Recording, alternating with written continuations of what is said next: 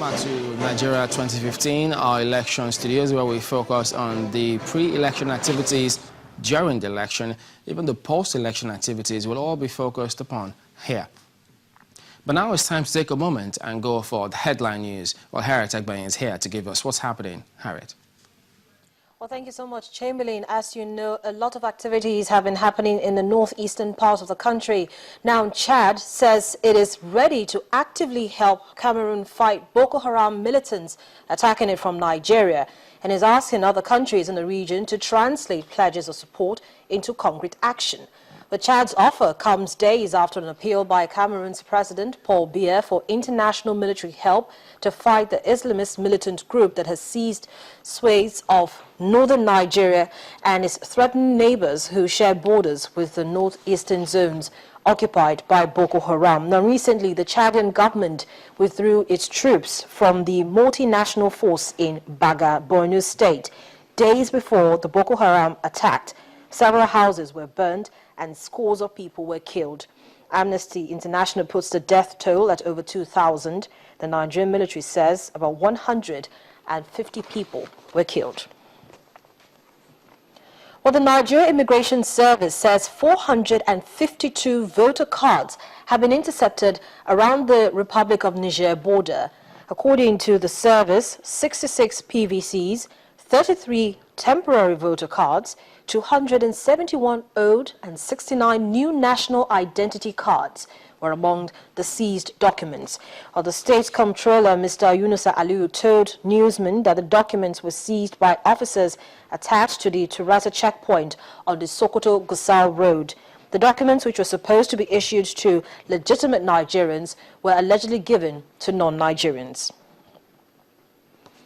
Of course, you know, it is a season of politics, and politicians continue to woo voters ahead of the polls. Now, the Akwa Ibom State Governor, Godwin Akpabio, has restated his commitment for more development in the state. The governor, who is vying for the Ikot-Ekpene senatorial seat, says he's confident that he has the votes of the people.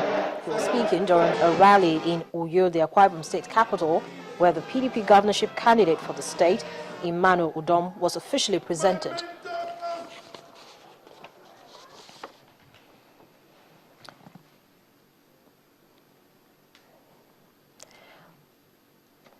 Well, on the foreign scene now, security forces in Belgium are on high alert a day after a major anti-terror raid left 2 suspected Islamist militants dead.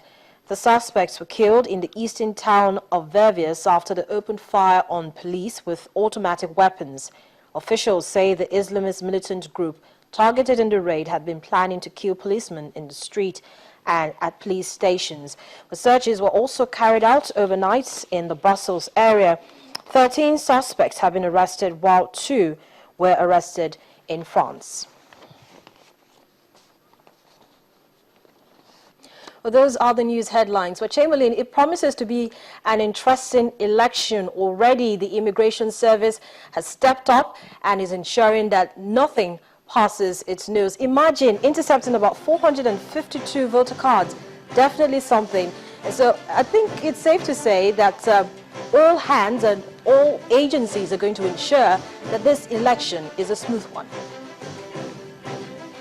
I'm going to have to pass and pass it to my guest and find out what they think about that. But yes, everyone will certainly hope that it turns out that way. Thank you very much indeed, Harriet. But let's also remind our viewers that you can tweet at us using the hashtag Nigeria 2015. Don't forget to use the Twitter handle you see on the screen at Channels TV and at Chamberlain Uso. You can tell us if you've collected your permanent voter card or not using the hashtags PVC collected or PVC not collected. You can add your location to it. And just tweet those with those hashtags. Don't send it to us as an email. Now, you can send an email to nigeria2015@channelstv.com if you've got questions or comments.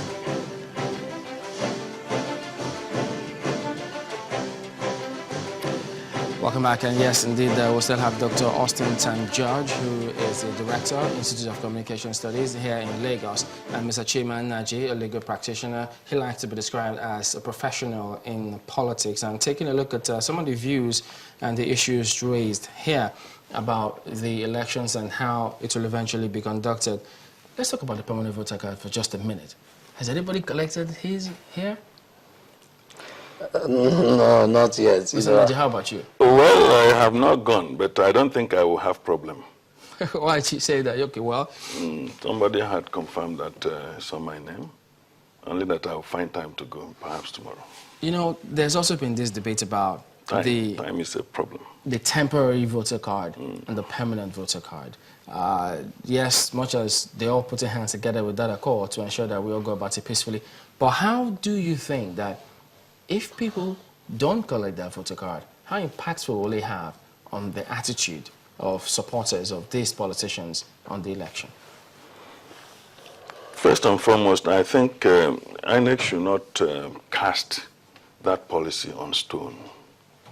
The issue of PVC. When you make a policy and you find that the reality does not seem to support it, you have to make adjustment. Even if it were to be a law, you know, the man is not made for the law, but laws are made for man. They can be amended.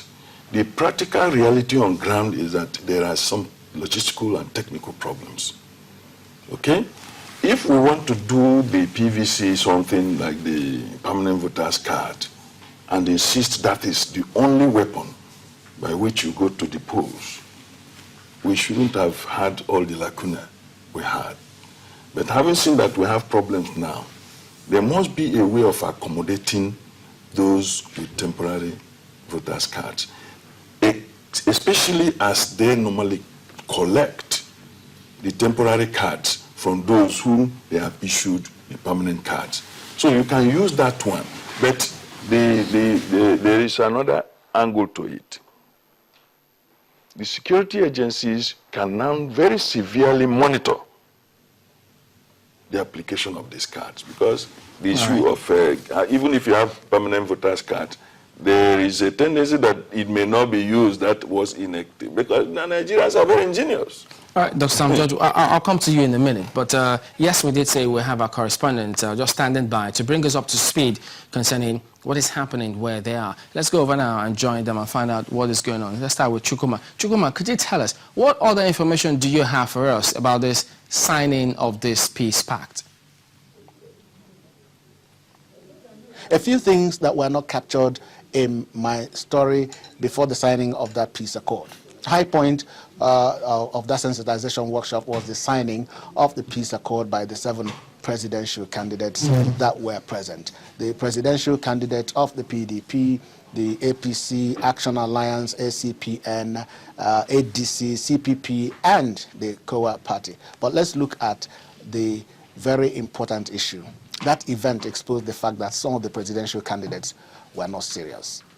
One would expect that the smaller parties should give the big ones a run for their money. But from the speeches of some of the presidential candidates, one can deduce that some of them still think that governance is a tea party. That's why you saw that President Goodluck Jonathan and General Buhari seem to have dominated that event more than the other political parties. And of course, that will be seen during the debates that will be coming very soon. It was at that event also that the Director General of the Voice of Nigeria and the Director General of the NTA exposed the fact that there will be a presidential debate for all the candidates from the 27th of this month to the 6th of February as organized by the Broadcasting Organization of Nigeria. I like the speech by the former military attaché to the United Nations, Lieutenant General Isaac Obiako, who spoke on the effect of violence on youths, women, and children. He traced the history of Nigerian elections to 1965. He also mentioned 1993 and, of course, the 2011 elections. That the effect of election violence include the fact that lives will be lost, property will be destroyed, plans will be truncated because people will not make progress anymore. I thought that was a very sensitive talk, as political instability will impact negatively on development.